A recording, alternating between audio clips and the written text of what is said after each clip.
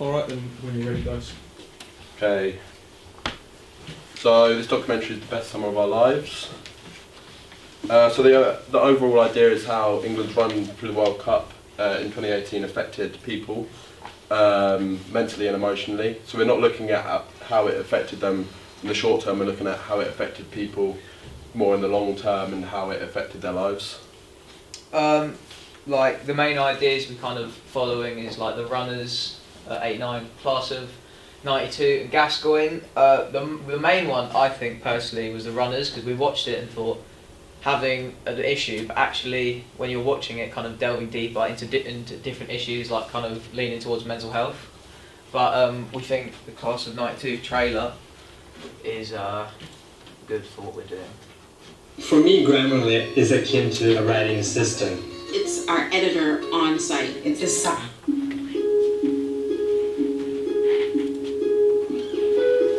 At the time, there was a lot of optimism. Music was changing, politics was changing, football was changing.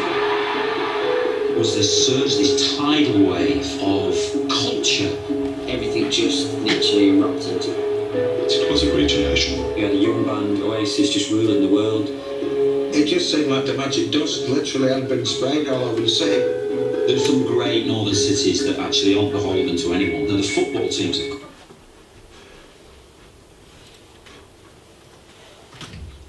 So I think the overall structure and interesting facts of this documentary is again how major sporting events can affect people. So major sporting events, people don't often look at how sporting events affect people. They look at how well their team is doing and how well the sportsmen are doing, whereas there's a deeper underlying meaning of how it affects the people in the country.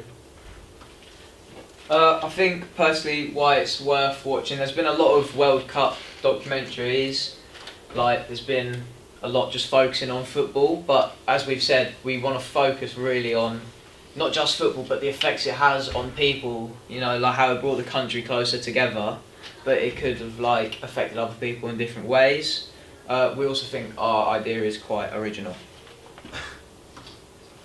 So this is our test footage. Eric Dyer places the ball on the spot.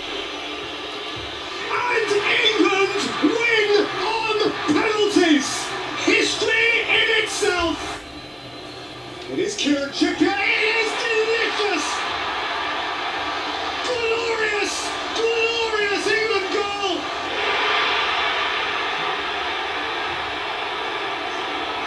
Perisic, Mandzukic! Croatia hit the front! Mario Mandzukic pounced! And England are hurt!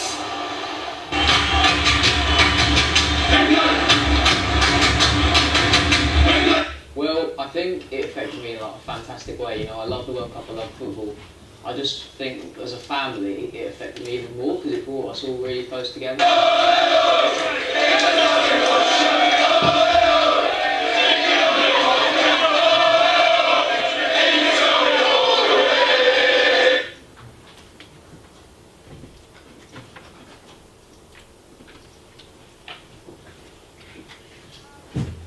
So we think that it would be really practical for our documentary personally, because there's a lot of local pubs within Cambridge that had issues with the World Cup, but so for example Prince Regent had a massive issue during the World Cup, during the games.